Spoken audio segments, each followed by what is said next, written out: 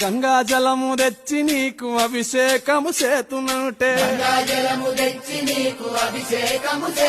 మరి గంగా జలమున చేప కప్పల ఎంగిలంటున్నావు శంభో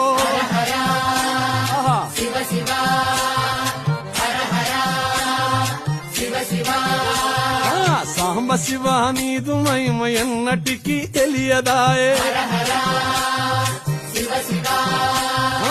ఆవు పాలు తెచ్చి నీకు అర్పితము చేతునంటే